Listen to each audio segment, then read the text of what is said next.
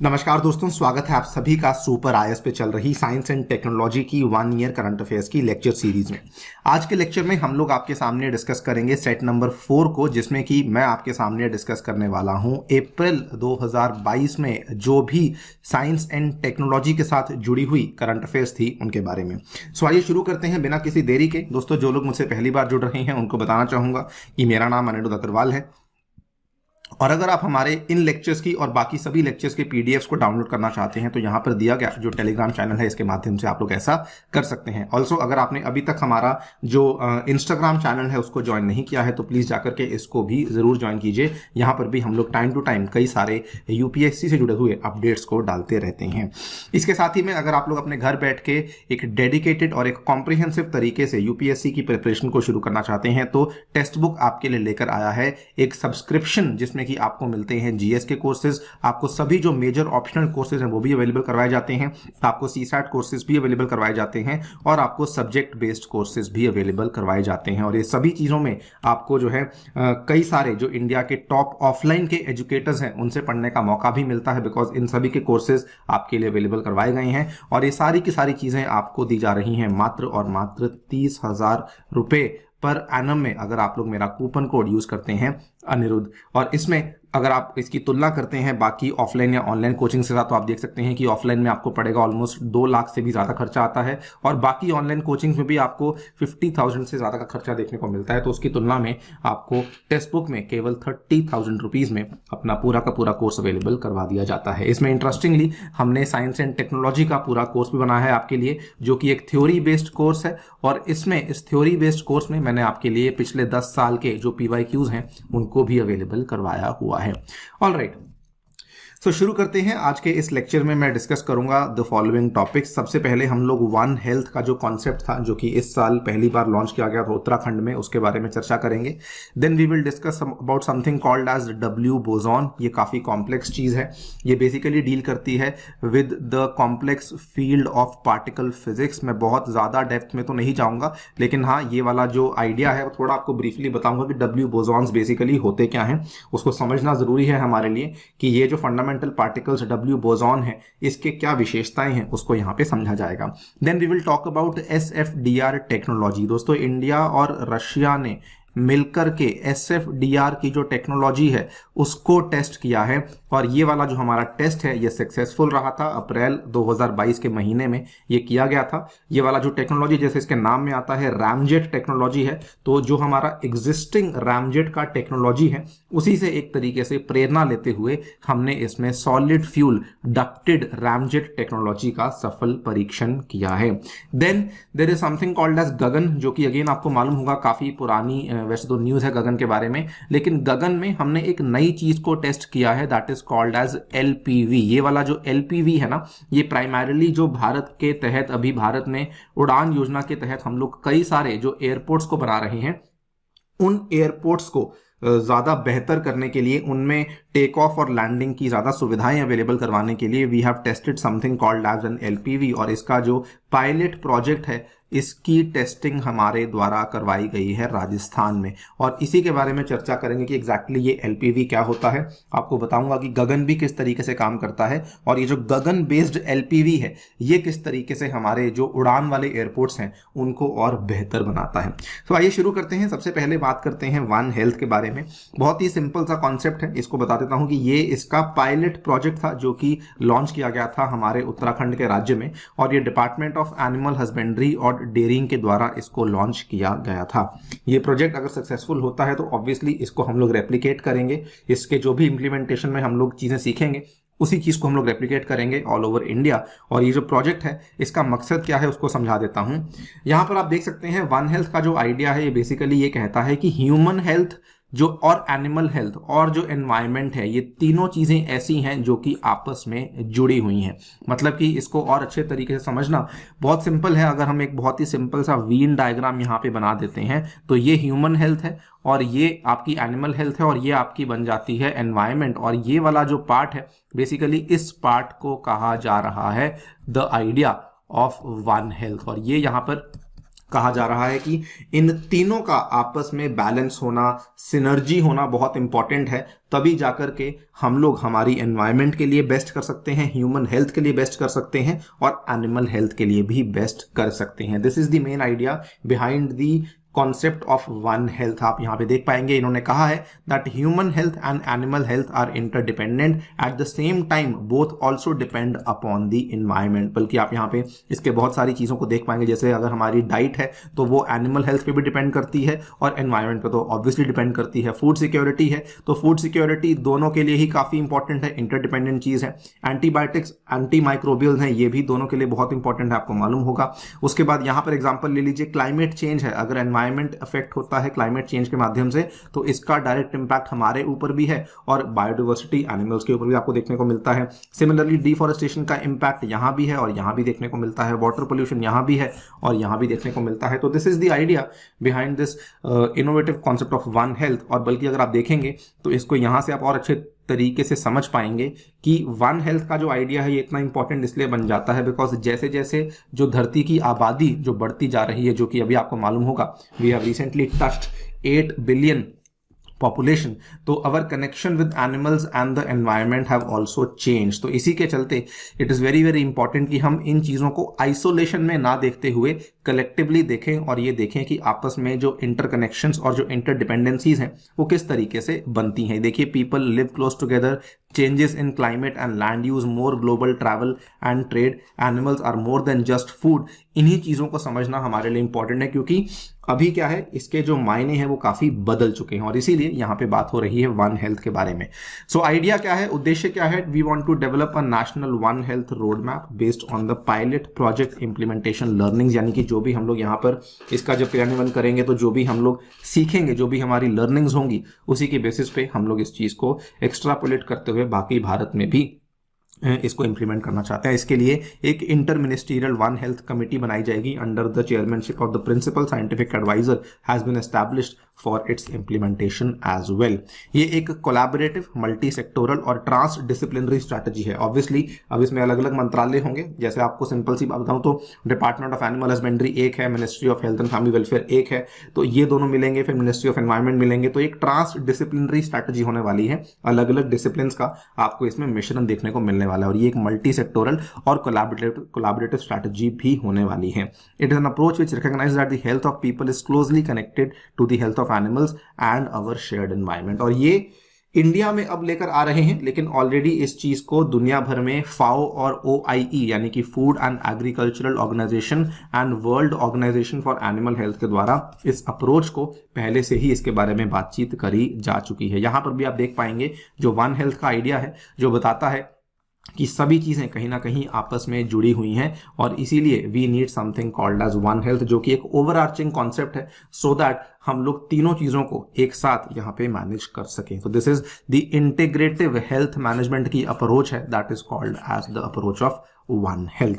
अब इसका सवाल देख लेते हैं। ये कॉन्सेप्ट वैसे बहुत ज्यादा ऑब्वियसली बहुत ओपन एंडेड कॉन्सेप्ट है, अभी इसको लेकर बहुत ज्यादा डेवलपमेंट्स सामने नहीं आई हैं, लेकिन हाँ, once we get more use to this, हमें इस तरह की चीजें पूरे भारत वर्ष में ही देखने को मिलने लग जाएंगी। It is launched by department of animal husbandry and dairying, तो बिल्कुल सही बात है। Objective is to develop a national one health road map based on the pilot project implementation learnings, तो ये भी बिल्कुल सही बात है। दोनों की दोनों बातें यहाँ बिल्कुल सही हैं। Option number C becomes your correct answer over है। नेक्स्ट बात करते हैं डब्ल्यू बोसॉन के बारे में। ये भी थोड़ा टॉपिक काफी हटके है, so please keep your mind slightly open. थोड़ा मुश्किल है, ये इतना आसान नहीं है, लेकिन अगेन मैं बहुत डेप्थ में नहीं जाने वाला हूं। देखिए, कुछ कुछ बेसिकली आपके फंडामेंटल पार्टिकल्स होते हैं, जो कि अगर आपने कभी सुना होगा, there is something called as the standard model of physics. जो स्टैंडर्ड मॉडल है, इसमें कुछ कुछ पार्टिकल्स होते हैं जो कि हमें समझने जरूरी है। फंडामेंटल पार्टिकल्स माना जाता है इनको। अगर हम उनको समझते हैं तब जाकर के हम लोग हमारी दुनिया में मतलब पूरी दुनिया में होने वाले जो प्रोसेसेस हैं उनको समझने का प्रयास करते हैं। तो यहाँ पर आप जो बात कर रहे हैं, we are talking about W boson. इन्होंने कहा the standard model of physics particle physics gets a jolt. यहाँ पे जोल्ट बेसिकली बहुत बड़ा झटका लगा था स्टैंडर्ड मॉडल ऑफ फिजिक्स को। उसके पीछे एक कारण समझ लेते हैं। क्या हुआ था कि collider detector at Fermilab collaboration, ये जो एक लेबोरेटरी है जो कि आपको देखने को मिलती है अमेरिका में, इन्होंने यहाँ पे अपनी रिसर्च में पाया कि W boson has a significantly greater mass than theorised by the standard model. यानी कि अभी तक जो हम लोग मानते आ रहे थे कि डब्ल्यू बोसॉन का इतना मास होता है, असल में उतना नहीं, उससे बहुत ज्यादा आपको ग्रेटर मास देखने को मिल जाता है। और अभी तक जो हमारा स्टैंडर्ड मॉडल था उसने हमारे को बहुत सारी चीजें समझाने में हेल्प करी थी। फॉर एग्जाम्पल हर चीज, मतलब कि starting from the big bang, उसके बाद सन जो है वो अपनी एनर्जी कैसे पैदा करता है, स्टार्स अपनी एनर्जी कैसे पैदा करते हैं, जो हमारा formation of the entire universe, उन सभी चीजों को समझने में, इवन जो हमारे पार्टिकल्स इलेक्ट्रॉन, प्रोटॉन्स, न्यूट्रॉन्स, वो सभी की सभी चीजों को समझने में जो standard model of particle physics है ये एक बहुत ही बड़ी भूमिका निभाता है। नाउ कहा अभी तक जो हम लोग चीजें मान के बैठे थे डब्ल्यू बोसॉन के बारे में, वो चीज सडनली बदल दी गई है कि इसका जो मास था वो असल में इतना नहीं, वो असल में इतना है। और ये रिजल्ट हाईली सिग्निफिकेंट इसलिए बन जाता है because this implies the incompleteness of the standard model description. यानी कि अभी तक एक ऐसा पैरामीटर जो कि हमारे से छुपा हुआ था, उसके बेसिस पे हम लोगों ने स्टैंडर्ड मॉडल को बनाया था, लेकिन वो स्टैंडर्ड मॉडल अब कंप्लीटली बदल जाएगा because now we have something new कि डब्ल्यू बोसॉन का जो मास है वो असल में काफी ज्यादा है। और डब्ल्यू बोसॉन क्या है आपको बताना चाहूंगा कि बेसिकली आपको दो तरह के बोसॉन्स होते हैं जो कि बहुत ही कॉमनली हम लोग जिनके बारे में पढ़ते हैं या फिर जिनके बारे में बात करते हैं, that is the W and the Z bosons. ठीक है, आपको यहाँ पर फिगर दिखाता हूं, ये देखिए, ये वाले दो बोसॉन्स होते हैं, W and the Z boson. Higgs boson की बात नहीं करेंगे, दैट इज कंप्लीटली सेपरेट। जो इसको आपने सुना होगा कि इसको हम लोग कई बार जो है गॉड पार्टिकल का नाम भी दे देते हैं, बट मैं हिग्स बोसॉन के बारे में बात नहीं कर रहा हूं। इनफैक्ट आप चाहें तो इसको एक बार के लिए यहां से एलिमिनेट कर सकते हैं। केवल आप लोग फोकस कीजिए कि जो दो आपके बोसॉन्स हैं वो एक आपका जेड बोसॉन है और एक आपका डब्ल्यू बोसॉन होता है। नाउ अभी तक जो हम मान रहे थे डब्ल्यू बोसॉन के बारे में वो कहानी कंप्लीटली डिफरेंट है। ये एक फंडामेंटल पार्टिकल है, इसका डिस्कवरी 1983 में हुआ था, यानी कि आज से लगभग 40 साल पहले इसकी डिस्कवरी करी गई थी। बताया गया था कि ये इलेक्ट्रिकली चार्ज्ड है, यानी कि अगर हम लोग डब्ल्यू बोसॉन की बात करते हैं तो इसमें आपको डब्ल्यू पॉजिटिव देखने को मिलता है और डब्ल्यू नेगेटिव भी देखने को मिलता है। इसकी तुलना में अगर हम लोग जेड बोसॉन की बात करते हैं ना, तो जेड बोसॉन जो है वो न्यूट्रल है, यानी कि उस पर आपको चार्ज देखने को नहीं मिलता है। डब्ल्यू बोसॉन की सबसे बड़ी विशेषता क्या थी कि जो भी हमारे दूसरे पार्टिकल्स हमें देखने को मिलते हैं, जैसे कि आप यहाँ पे देख पाएंगे ना, आपको ये इलेक्ट्रॉन, आपको ये मुऑन, उसके बाद ये न्यूट्रिनो वगैरह वगैरह, ये सब जो देखने को मिलते हैं, डब्ल्यू बोसॉन बेसिकली जो पार्टिकल्स का मेकअप है उसको बदलता था, मतलब कि एक पार्टिकल को दूसरे पार्टिकल में बदलने का काम करता था। ये अंडरस्टैंडिंग हमारी अभी तक बनी हुई थी। It switches protons into neutrons and vice versa, it was triggering nuclear fusion. मतलब कि जो हम लोग अभी तक न्यूक्लियर फ्यूजन का प्रोसेस देखते आए हैं, जो कि एनर्जी फॉर्मिंग प्रोसेस है स्टार्स और सन का, तो वो वाला जो प्रोसेस है वो डब्ल्यू बोसॉन ही उसको समझाता था कि भाई प्रोटॉन न्यूट्रॉन में कैसे बन रहा है और न्यूक्लियर फ्यूजन जो है वो कंप्लीटली सस्टेनेबली किस तरीके से चलती जा रही है। ठीक है, फोटॉन्स की अगर हम लोग बात करते हैं तो फोटॉन्स के विपरीत जाते हुए डब्ल्यू बोसॉन्स जो है वो क्वाइट मैसिव होते हैं। So the weak force they mediate is very short range. ठीक है, ये मैसिव काफी होते हैं और इनका जो फोर्स होता है ये काफी वीक होता है, और इसीलिए ये बोसॉन के आगे जो डब्ल्यू लगाया हुआ है ना, ये एक्चुअली इसलिए लगाया हुआ है बिकॉज ये काफी वीक फोर्स यहाँ पे निकालते हैं। W boson facilitates the interactions that make the sun and the stars burn and produce energy। और अभी तक जो हम चीजें समझ रहे थे वो अब सभी की सभी चीजें बदल जाती हैं। कैसे बदलती हैं वो हमारे लिए रेलिवेंट नहीं है बिकॉज हम लोग यहाँ पे पार्टिकल फिजिक्स नहीं पढ़ रहे हैं। लेकिन हाँ, ये जो मैंने आपसे बातें शेयर करी हैं ये कुछ स्टैंडर्ड बातें हैं रिगार्डिंग डब्ल्यू बोसॉन की, ये अभी तक किस किस तरीके से काम करते थे। ऑब्वियसली कुछ में कुछ चेंजेस आएंगे because now we have understood कि इसका जो मास है वो एक्चुअली ज्यादा है, तो इसमें जो चेंजेस आएंगे वो कुछ कि न्यूक्लियर फ्यूजन को किस तरीके से ट्रिगर करता है, इसका चार्ज कितना होता है वगैरह वगैरह, उसको लेकर भी अब डिस्कशन और डेलिब्रेशन शुरू हो जाती है। But we are not going to go over there. हम लोग बहुत ही बेसिक बात करने वाले हैं कि डब्ल्यू बोसॉन की विशेषताएं क्या होती हैं। ये आप यहाँ पे देख सकते हैं। Again this is very very complex, आपको जानने की बिल्कुल भी इसमें घुसने की आवश्यकता नहीं है। लेकिन स्टैंडर्ड मॉडल क्या होता है उसको समझ लेते हैं कि साइंटिस्ट का जो current best theory to describe the most basic building blocks of the universe था, वो basically standard model of particle physics कहा जाता है। कि हमारा सन कैसे बना, बिग बैंग कैसे हुआ, प्लैनेट्स कैसे बने, वो सभी चीजें जो हैं वो स्टैंडर्ड मॉडल के माध्यम से बताई जाती हैं। एक्सप्लेन करता है कि कैसे पार्टिकल्स जैसे कि क्वार्क्स हैं, लेप्टॉन्स हैं, ये किस तरीके से हमें पूरे मैटर में देखने को मिलते हैं। Explains only 3 of the four fundamental forces that govern the universe, that is electromagnetism, strong force and weak force. ये भी आपको मालूम होगा, ये वाला बल्कि कॉन्सेप्ट है जो यूपीएससी पूछ भी चुकी है एक बार, आई थिंक 2018 के उन्होंने मेंस के पेपर में इस चीज के बारे में पूछा था कि स्टैंडर्ड मॉडल जो है वो किस तरीके से जो दूसरा मॉडल है उसके साथ उसकी तुलना कीजिए। तो इलेक्ट्रोमैग्नेटिज्म, स्ट्रॉन्ग फोर्स और वीक फोर्स को तो ये एक्सप्लेन करता है, लेकिन ये ग्रेविटी को एक्सप्लेन नहीं कर पाता है। The model does not include a description of dark matter particles, तो ये डार्क मैटर के बारे में भी बातचीत नहीं करता है। बट अगेन अभी तक का जो डिस्कशन का हमारा कंक्लूजन है वो ये है कि जो हम लोग अभी तक मानते आ रहे थे डब्ल्यू बोसॉन्स के बारे में, क्योंकि वो बदल चुका है, तो देयर इज अ पॉसिबिलिटी कि अब स्टैंडर्ड मॉडल में भी हमें कुछ ना कुछ चेंजेस देखने को मिलने वाले हैं। ये वाले डायग्राम को चाहे तो कंप्लीटली इग्नोर कर दें, और वैसे भी कोई काम का नहीं है बिकॉज हम लोग बहुत डेप्थ में यहाँ पे नहीं पढ़ना चाहते हैं। इसका सवाल देख लेते हैं। सवाल में हमने जो पॉइंट्स रखे हैं वो मेनली वही पॉइंट्स हैं जो इसके कैरेक्टरिस्टिक्स के बेसिस पे पॉइंट्स आपको मालूम होने चाहिए। तो डब्ल्यू बोसॉन ये एक फंडामेंटल पार्टिकल है, बिल्कुल सही बात है, फंडामेंटल पार्टिकल है। इलेक्ट्रिकली चार्ज है, बिल्कुल सही बात है, पॉजिटिव नेगेटिव है। It changes the very makeup of particles, बिल्कुल सही बात है। न्यूट्रॉन्स को प्रोटॉन्स में, प्रोटॉन्स को न्यूट्रॉन्स में बदलता है, और इसी के चलते it triggers a very very crucial process called nuclear fusion. It switches protons into neutrons and vice versa, triggering nuclear fusion. तो ये वाली बात यहाँ पे बिल्कुल सही है। So yes, 1, 2 and 3 आपका सही जवाब बन जाता है। आई होप कुछ समझ आया होगा, नहीं भी आया तो बहुत घबराने वाली बात नहीं है, because there is a high possibility कि इतना कॉम्प्लेक्स चीज यूपीएससी आपसे शायद नहीं पूछेगी। स्टैंडर्ड मॉडल के बारे में डेफिनेटली एक बार खुद से जाकर के भी पढ़िए कि एग्जैक्टली वो क्या होता है, बिकॉज उसको लेकर सवाल ऑलरेडी पूछा जा चुका है। नाउ ये काफी सिंपल है। द डीआरडीओ, और यहाँ पे डीआरडीओ के द्वारा मिलकर के बेसिकली रशिया के साथ मिलकर के इन्होंने एक नया टेक्नोलॉजी को बनाया था, that is the SFDR technology. इसका सक्सेसफुल फ्लाइट टेस्ट किया गया था at the integrated test range Chandipur off the coast of Odisha. यहां पर आप देख पाएंगे कि SFDR क्या है, आपको समझा देता हूं।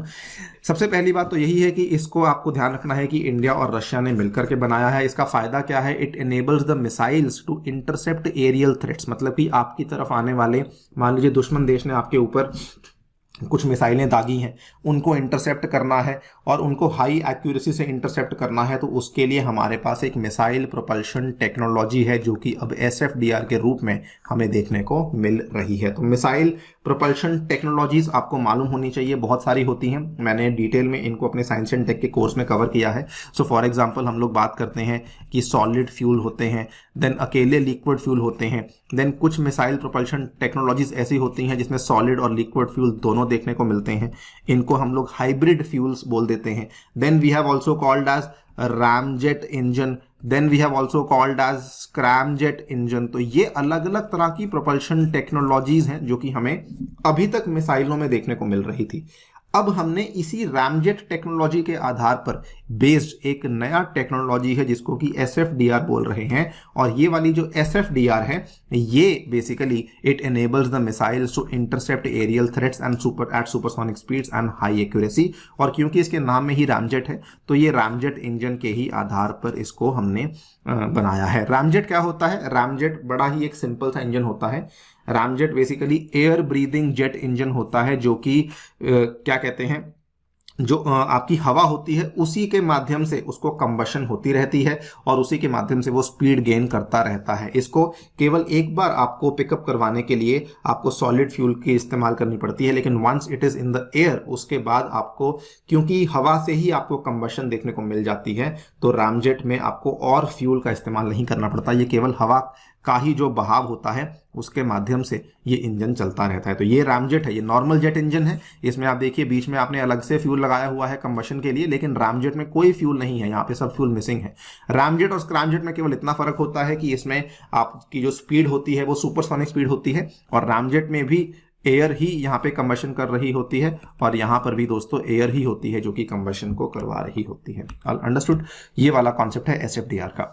इसका सवाल देख लेते हैं। It is a missile propulsion technology jointly developed by India and Japan. तो जी नहीं, इसमें जापान नहीं, आपको रशिया देखने को मिलता है। It enables the missiles to intercept aerial threats at supersonic speeds and high accuracy. सही बात है, सो ऑप्शन नंबर 2 आपका सही जवाब है। इसका अभी हमने इंडक्शन नहीं किया है किसी भी मिसाइल में, केवल इसका हमने टेस्टिंग किया है experimental, and once we obviously हम इसके और भी कई सारे टेस्ट करेंगे। वंस वी नो कि ये बहुत सक्सेसफुल है, उसके बाद जाकर के हम लोग बेसिकली इसको प्रॉपरली मिसाइल्स के अंदर भी लाना शुरू कर देंगे। Then we have something called as GAGAN. अब ये गगन क्या है, वो अलग कॉन्सेप्ट है। गगन के ही साथ में हमने लिंक किया है something called as एलपीवी।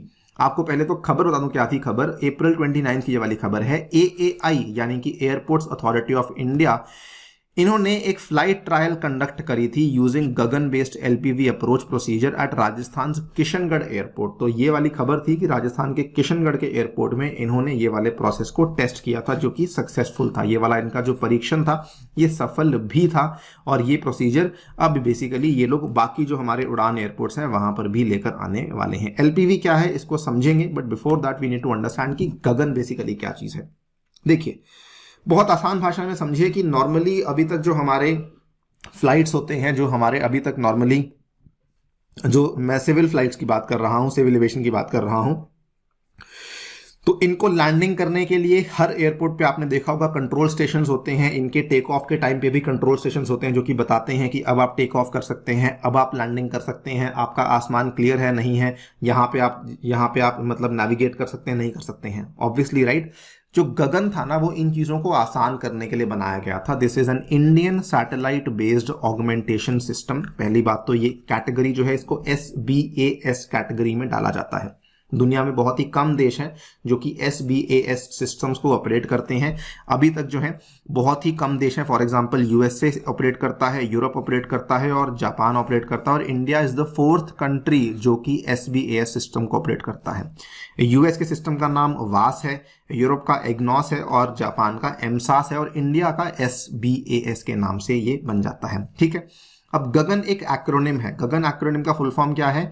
GPS added geo augmented navigation. तो GPS added geo augmented navigation ये इसकी फुल फॉर्म है।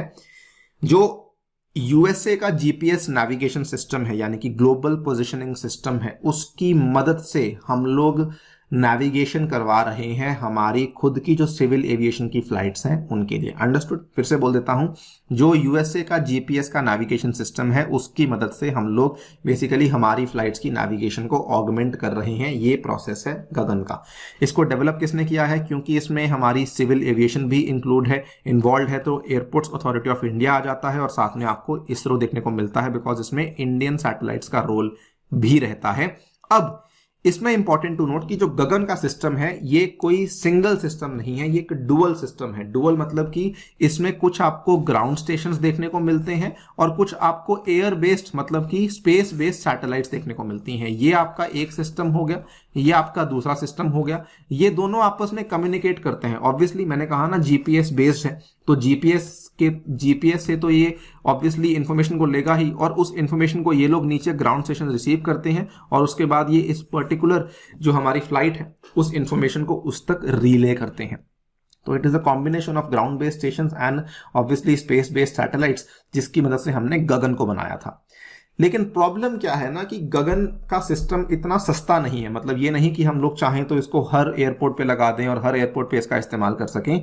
इसी चीज के लिए, कॉस्ट कटिंग करने के लिए, एफिशिएंसी को बढ़ाने के लिए हमने क्या किया? We launch something called as an LPV। LPV की फुल फॉर्म क्या है? Localiser performance with vertical guidance.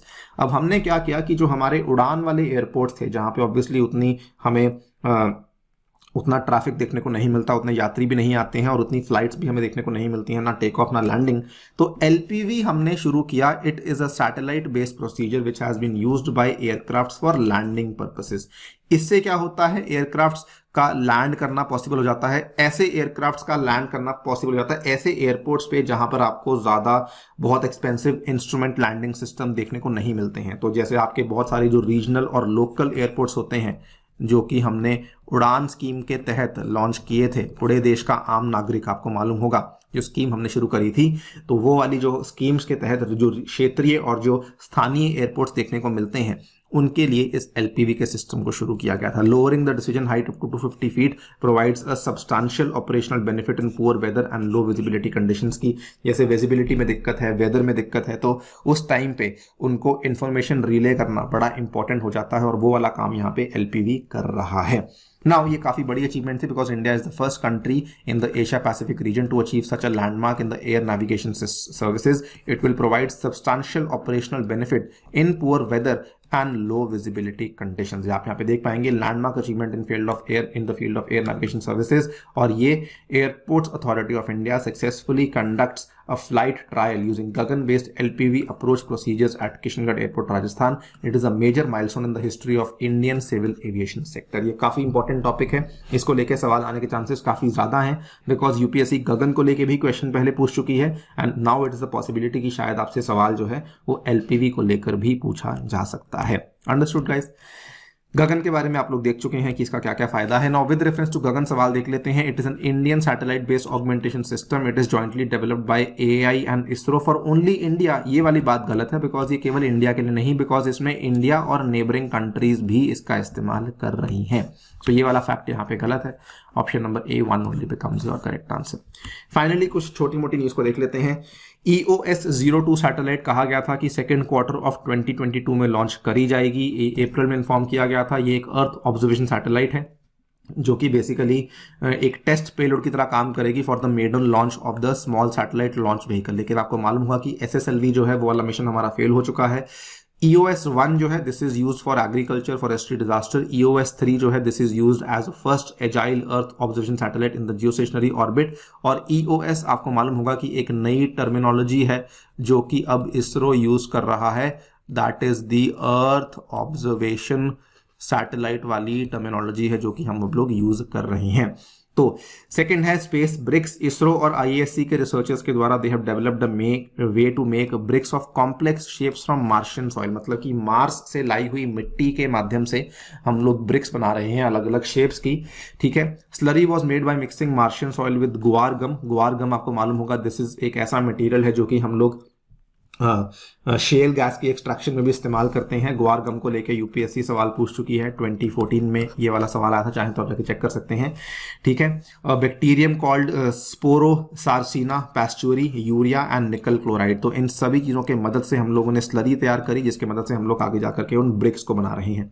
आपको बता दें कि ऐसा पहले भी हुआ है कि हम लोगों ने लूनर सॉइल की मदद से ब्रिक्स को बनाया है and this time we are doing it with the help of Martian soil. Then NASA का जो परसिवेरेंस रोवर है इसने रिसेंटली कुछ इमेजेस कैप्चर करी थी। It has captured the solar eclipse on Mars featuring Phobos. Phobos क्या है? Mars के दो मून्स हैं। एक मून का नाम है डाइमोस, ठीक है, यहाँ पे लिखा भी होगा। Yes, one other moon of Mars is called as Deimos और दूसरे मून का नाम है फोबोस। तो ये वाले मून का जो यहाँ पे सोलर एक्लिप्स था वो कैप्चर किया था। परसिवेरेंस रोवर के बारे में बात करें, इसको 2020 में लॉन्च किया था अंडर द मार्स 2020 मिशन और इसने जेजेरो क्रेटर पे जाकर के लैंडिंग करी थी eight Mars in 2021. So this was the development regarding Perseverance rover. ये कुछ डेवलपमेंट थी जो कि हमने देखी in the month of April 2022। थोड़ा कॉम्प्लेक्स था, नॉट सो इजी, इतना ट्रेडिशनल टॉपिक्स नहीं थे, काफ़ी मुश्किल काफ़ी टेढ़े मेढ़े टॉपिक्स थे, बट आई होप आपने काफ़ी कुछ सीखा होगा। बाकी जो भी आपको लगता है कि we should include more things तो डेफिनेटली बताइए हमें कमेंट सेक्शन में। दोस्तों इसी के साथ आपसे लेता हूँ विदा। Thank you so much for listening. Stay tuned and stay safe.